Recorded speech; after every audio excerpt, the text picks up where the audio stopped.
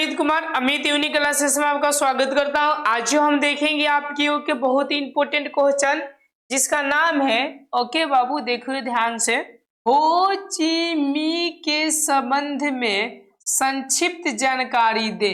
इसके बारे में आपको संक्षिप्त जानकारी देना है रे बाबू, तो ध्यान दीजिएगा। क्या नाम है? हो ची मी के बारे में देना है। ओके, अब देखिए जिस तरह भारत में, ध्यान दीजिएगा किसमें जी बाबू, भारत में महात्मा गांधी का स्थान जो है ना, महात्मा गांधी जो कि आपका समझिए कि ऐसा यानी देश को आजादी में सबसे प्रमुख रूप से मतलब भूमिका निभाए थे। सेम टू सेम ये जो हो चीन मी जो है, ओके याद रखिएगा, वियतनाम के जनक कहा जाता है। वियतनाम का क्या कहा जाता है बाबू? जनक कहा जाता है। पहला क्वेश्चन आप लोग याद रखिएगा, वियतनाम के जनक किसको कहेंगे जी बाबू? तो किसको कहेंगे? तो हो ची मी को कहते हैं। हो चीन मी को क्या कहा जाता है? वियतनाम के जनक कहा जाता था। ओके, जहां कहा जाता था नहीं, कहा जाता है, आप लोग हमेशा याद रखिएगा। अब क्यों? तो ध्यान दीजिएगा। ओके, ये वियतनाम में, किसमें जी बाबू? वियतनाम में, वियतनाम में राष्ट्र यस याद रखिए, राष्ट्रवादी, ओके ये फैलाने में बहुत ही सक्षम हुए थे। फैलाने में, ओके ये बहुत ही फैलाने का कार्य किए थे। साथ ही साथ इन्होंने 1917 में, याद रखिएगा 2 नंबर पॉइंट, 1917 में पेरिस में, किस में जी बाबू? पेरिस में साम्यवादी दल बनाए। साम्यवादी क्या बनाए जी बाबू? दल बनाए। यहाँ तक आप लोग को प्रॉपर समझ में आ गया होगा। 3 पॉइंट है। ओके, हो चीन मी वियतनाम के जनक कहलाते हैं। 2 नंबर बोल सकते हैं आप लोगों के, वियतनाम राष्ट्रवादी फैलाने में बहुत ही मतलब की मदद किए थे, बहुत ही कोशिश किए थे। साथ ही साथ 1917 में पेरिस में साम्यवादी दल बनाए। अब उसके साथ साथ साम्यवादी को अच्छी तरह से स्टडी करने के लिए, ध्यान दीजिएगा, ओके इसको क्या करने के लिए वो स्टडी करने के लिए वो डायरेक्ट कहाँ चले गए? तो याद रखिएगा मास्को चले गए थे। कहाँ चले गए थे बाबू? मास्को। किसको प्राप्त करने के लिए? याद रखिएगा साम्यवादी विचारों को प्राप्त करने के लिए कहाँ चले गए? मास्को चले गए। ये किसके बारे में बोली जा रही है? तो यूं समझिए कि हो ची के संबंध में आपको बताई जा रही है। आप लोग को प्रॉपर तरीका से खूब बढ़िया से बाबू समझ में आ रहा होगा।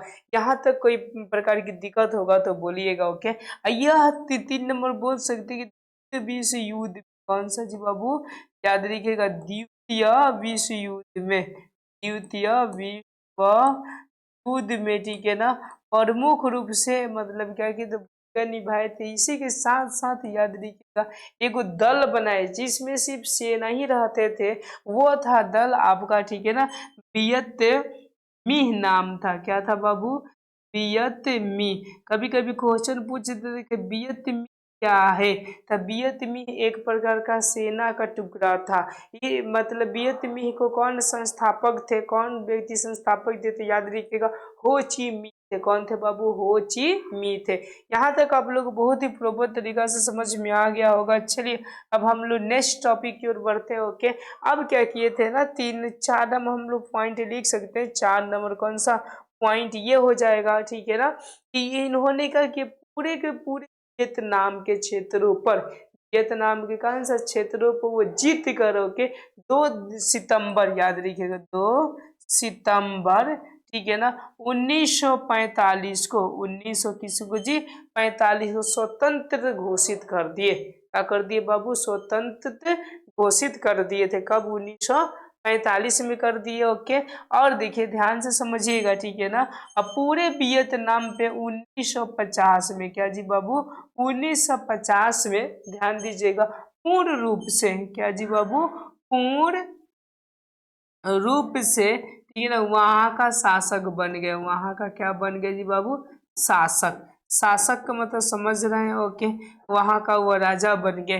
लेकिन दुर्भाग्य की बात ये है, ओके, कि यूं समझिए कि इनका 1900 कितने में जी आपका, तो 59 में, सॉरी 69 में, 1969 में इनका क्या हो गया? मृत्यु। क्या हो गया जी बाबू? मृत्यु हो गई। इस चीजों को हमेशा याद रखिएगा। ओके।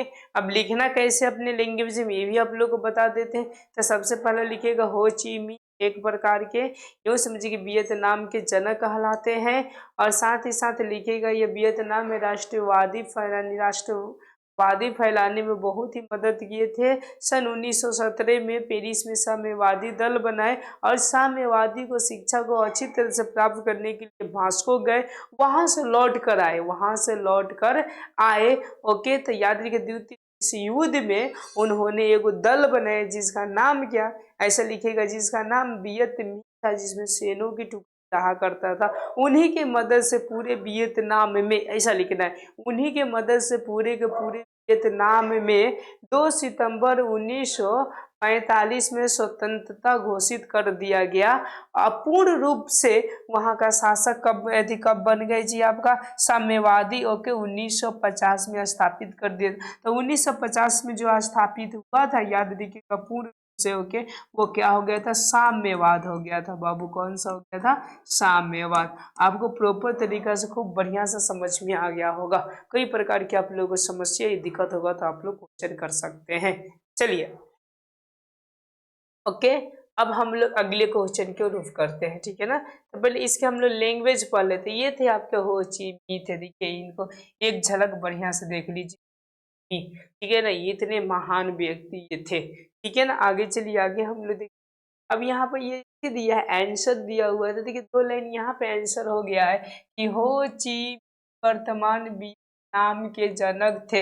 हो ची कहा हिंद चीन में राष्ट्रीयता के विकास के क्रम में 1917 ईस्वी में उन्होंने पेरिस में साम्यवादी दल बनाया। पेरिस में कैसा दल बनाया जी बाबू, साम्यवादी यहाँ पर दल बनाया हुआ था, याद रखिएगा। ओके, का दल बनाया। उसके बाद से बोले कि साम्यवाद की शिक्षा प्राप्त करने के लिए कहाँ चला गया जी बाबू, मॉस्को चला गया। साम्यवाद से प्रेरित होकर 1925 ईस्वी में उन्होंने वियतनामी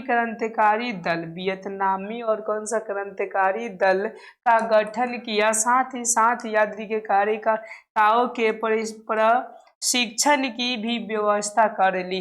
प्रशिक्षण के मतलब कि वो लोग का हो जाए, शिक्षा प्राप्त कर ले, ताकि अच्छा से अच्छा युद्ध को क्या किया जा सके बाबू, लड़ा जा सके। साथ ही साथ याद रखिए 1930 ईस्वी वियतनामी साम्यवादी दल की स्थापना की। ओके, द्वितीय विश्व युद्ध के समय हो ची मिन्ह वियतनाम, ओके, यानी ये समझिए कि वियतनाम स्वतंत्र लीन की स्थापना की। हो ची मिन्ह वियतनाम के प्राय सारे क्षेत्रों पर कर पूरे के पूरे क्षेत्रों पर क्या करके जी नियंत्रण करे। 2 सितंबर 1945 ईस्वी को वियतनाम को स्वतंत्रता मतलब घोषित कर दिया। कैसा कर दिया, स्वतंत्रता। क्या वियतनाम पूरा का पूरा क्या हो गया, स्वतंत्र हो गया है। वहाँ लोकतांत्रिक गणराज्य वाली सरकार स्थापित हुई। कौन सा हुई, लोकतांत्रिक गणराज्य वाली सरकार क्या हुआ था, वहां पर स्थापित हुआ था। अब जिसके बोले कि प्रधान हो चीन मी थे, जिसके प्रधान कौन थे, हो चीन मी। 1950 ईस्वी में हो चीन ने अपनी सरकार को पूर्ण साम्यवादी स्वरूप प्रदान किया। 1 सितंबर 1961 में, ओके, उन्होंने हिंद चीन मी का देहांत हो गया। जैसे मैंने बताया था 69 ओके सॉरी, ये क्या पता ये कैसा वर्ड है, 69 हो जाएगा, क्या हो जाएगा, तो 69, यानी 1969 में उनकी क्या हो गया बाबू, तो मृत्यु हो गया। यहाँ तक कोई प्रकार की आप लोग को दिक्कत होगा तो आप लोग क्या कर सकते हैं बाबू, कमेंट कर सकते हैं। धन्यवाद।